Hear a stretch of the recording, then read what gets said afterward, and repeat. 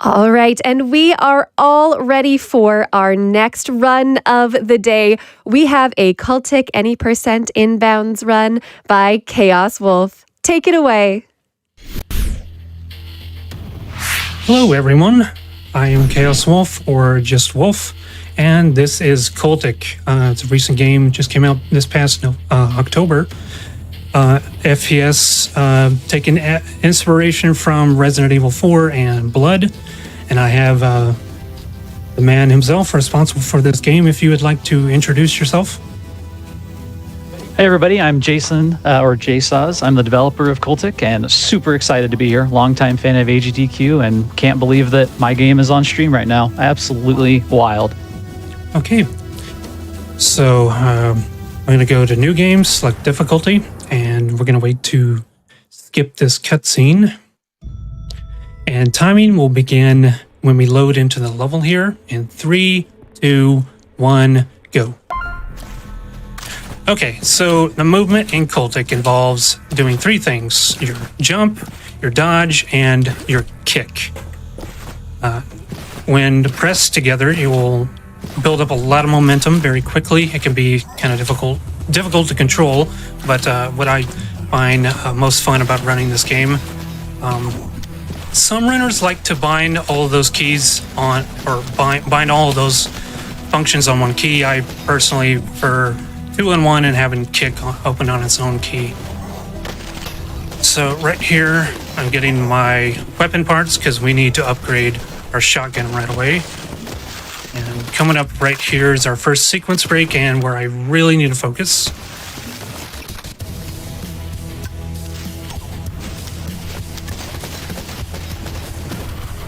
Oh, first try. Nice.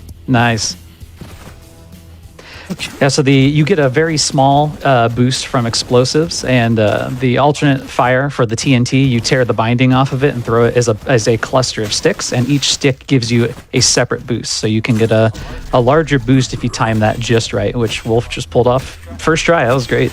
And we're going to be trapped in here for a moment, so good time for maybe 1 or 2 donations. Yeah, absolutely. So we have a $10 donation from Bug Doctor, who says, CULTIC is a run with bonkers movement, and it's been a blast watching Wolf run it over the past few months. Good luck today, bud. Thank you, Bug Doctor. Okay, so with any door that you have to unlock with the key, you ideally want to press the button to unlock it and then kick it open. It's faster than waiting on it to for the animation. Now, Shipyard. We conveniently have 2 weapon parts right here. We're going to upgrade our shotgun right away. So, if Jason, you would like to explain the upgrade mechanics of this?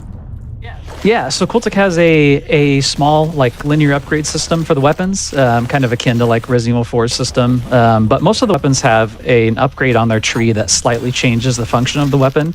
And so for the shotgun, it actually increases the amount of physical force that's dealt by the pellets. And so not only does that increase enemy knockback, but it also allows the player to knock themselves back, which allows shotgun jumping, which enables a lot of sequence breaking and general shotgun shenanigans.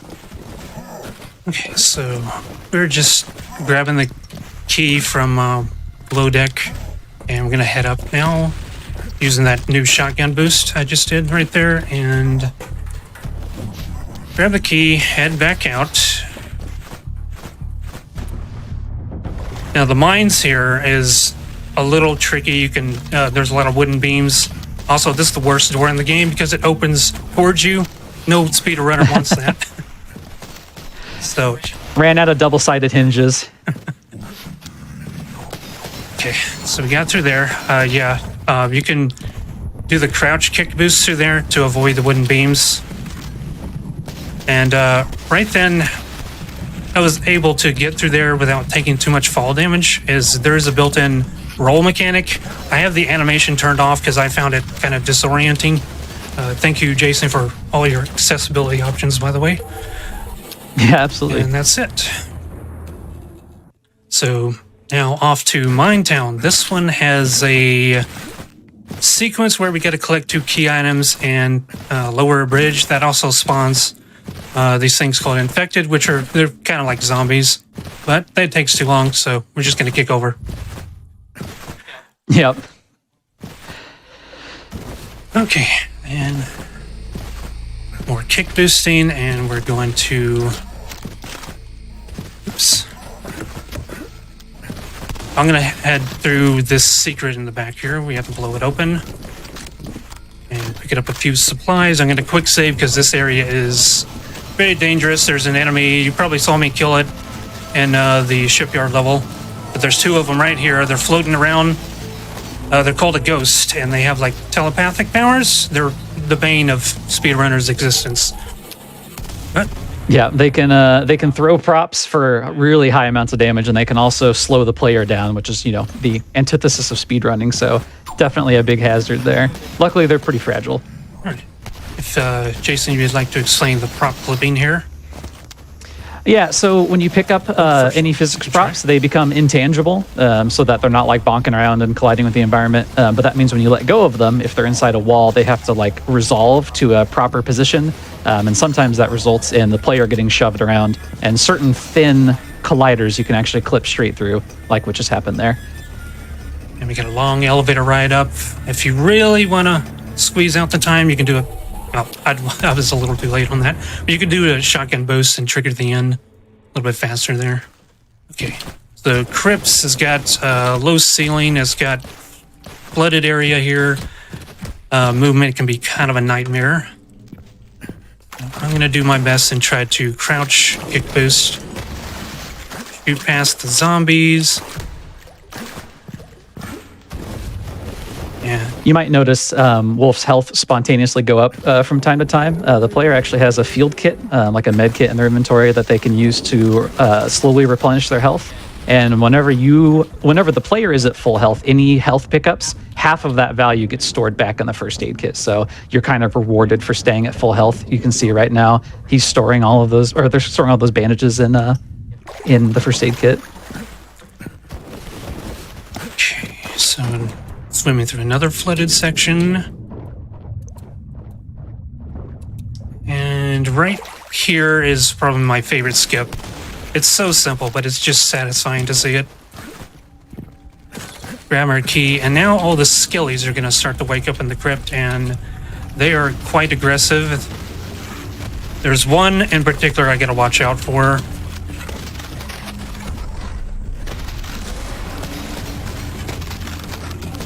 And he is... Oop.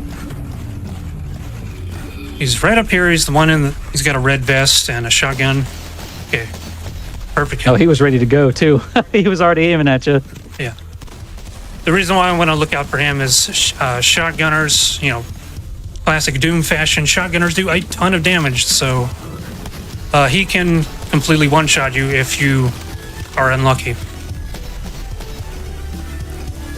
All right, and now we're heading off to our first boss encounter, which is with a stationary tank, and we're going to set up to one-shot this thing.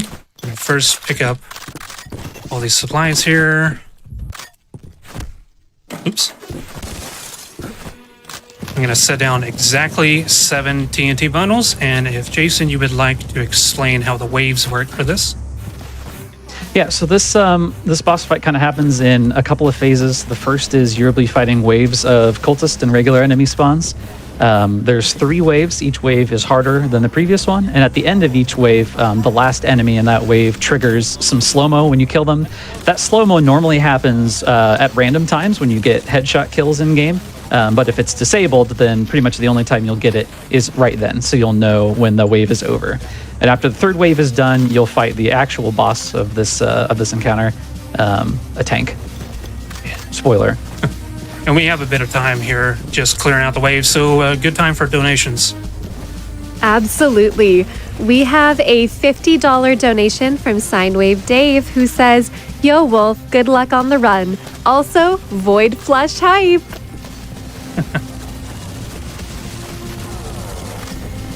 I just happened to see a comment in the chat. This is a Sten Mark V, and Wolf has a little saying for the Sten. Sten is friend. So a little bit of tech you see happening right here is the TNT quick toss. So at any time you can press Z by default to toss out a bundle of TNT unlit, and then you can just shoot it to detonate it. So you don't have to switch over to the TNT and light and throw and then wait for the fuse. It's super handy, especially in survival mode and modes like this where you're taking out a ton of enemies, because you can take out enemies with shields without having to switch to a weapon that penetrates the shields or anything like that. Just a quick toss and they're gone. All right, this is the last wave. Good time for one or two more donations. For sure.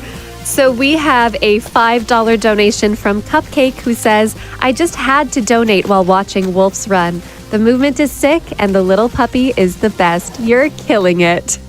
Thank you, Cupcake.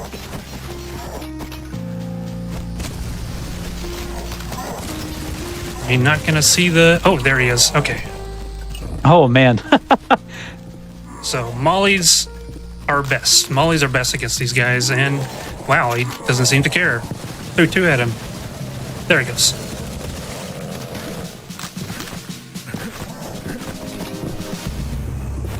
All right, just cleaning up the stragglers here. I don't think we got another ghost. There's the checkpoint.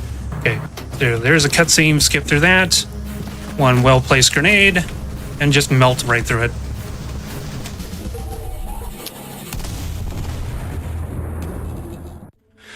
Okay, Asylum Grounds. It's got a very interesting tech near to the end of the level, but first of all, it also introduces the sniper, which really isn't too much of a concern because we're moving way too fast. So, Much faster than the bullets. oops. Yeah, that is one thing that makes a lot of the speed tech possible is the fact that CULTIC doesn't, the enemies don't hit scan. All the projectiles have travel time. So moving quickly, circle strafing, using the dodge and slide, all that kind of stuff is a good way to avoid getting turned into Swiss cheese.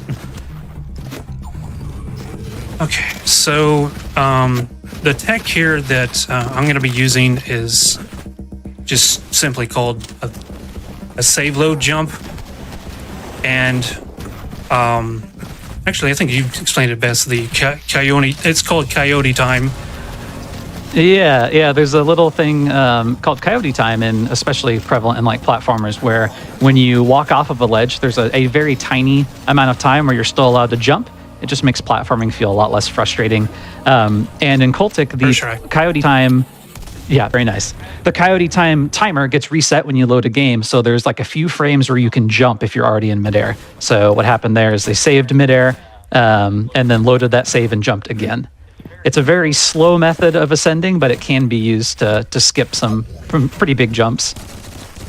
And this will be the level where we'll be showcasing the Void Flush, since that was met. I'm going to play this as intended, or for this category anyway, and then when we're done, I have a save ready to go where I can show that off. So thank you all for donating for that. It's such a silly out of bounds that I'm the one, I didn't find it, but I am responsible for the name, so you can thank me for that. Great name.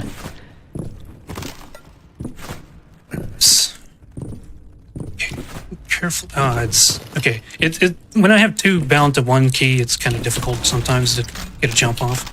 But anyway, Don't forget to hit the bell for my sake. right. And chat, I want you to do two things, so let's not get killed by that. First, stay cute and remember to hit that bell notification to know when GDQ goes live. Oh, nice. Nice tie-in.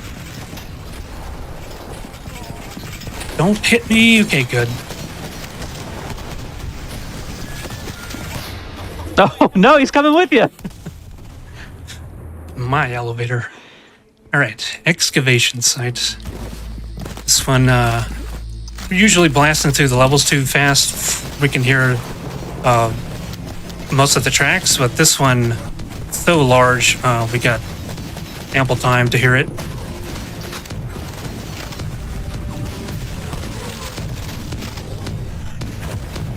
All right, first off, we gotta turn off that lava flow right there. We gotta descend down here. This room, I don't know why these guys seem to be hell-bent on heading right towards the door. They'll block us, so we shut it behind us there. So the reason they go straight for the door like that is when enemies in Cultic request a new path for the pathfinding, they get put into a queue. And so since you're not killing anybody, you've probably got like 140 enemies trying to path to you right now. And so when those guys first see you, they get their first path, which you're in the doorway. So it's probably just taking a second for them to get a new path back from the pathfinding system. And so as far as they're concerned, they're just heading for the door.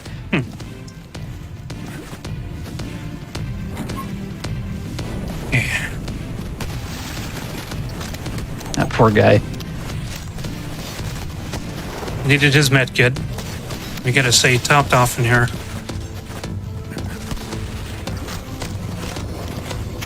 Getting very close to the end here. I'm gonna grab a few supplies. Make sure med kits fill. All right, don't slow me down too much, and please don't one-shot me. Okay, there we go. Yeah, there's two of these. Yeah, there's... Go ahead. Yeah, two of those enemies right when you open the door both have double barrels, and they have a mechanic where if they start an attack with their submachine gun and then you rush them, they quickly switch to the shotgun and fire, and you can get really unlucky with both of them doing that right when you walk through the door. Okay, ritual chamber, final level. We're going to upgrade our grenade launcher for slam fire and the extended magazine. This fight's going to have about 3 phases. I'm going to do tertiary fire for my Molotov, skip that cutscene. All right, first we got to drop the shield. Chest cavity is going to open up. Drop in 4. Repeat the process. I'm going to head over here for some supplies. All right, and timing will be on the final hit. Just got a couple more phases.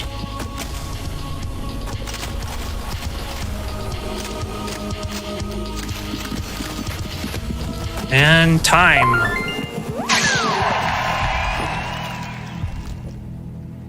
Well done. So yeah, that was CULTIC, and I think that'll be a good time to mention. This is only oh, sorry, sound glitch. This is only chapter 1. There is more to come. This game is not in early access. It's a full feature-length episode.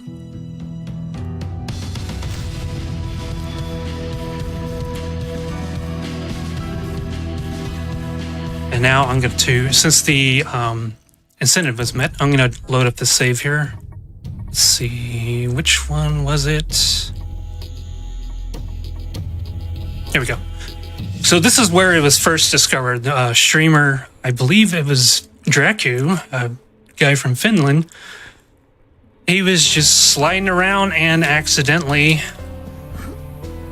discovered this. So the idea is you stand on the seat and you just start sliding in, you'll sink in. This one is significantly harder. There we go. So I'm currently out of bounds. But I didn't really have any use other than just looking really funny until we investigated, and here we are. And what term did you coin for this strategy? This is the Void Flush. So any one of these stalls will work. Love it. You stand on the seat again. Oh, hey, don't bother me. Sink down into the bowl. And here we are out of bounds. So normally in the inbounds category, we go through this door, through that hallway, through all that, and eventually come out here. But if you pull out the Void Flush, you just come straight along this path. Up there. And that is it. Yeah, the toilet has a very kind of a complex collider on it because you can put stuff inside the toilet and flush it and then eventually clog the toilet. And sliding into that collider can just make some weird things happen as the game is trying to snap the player to the ground.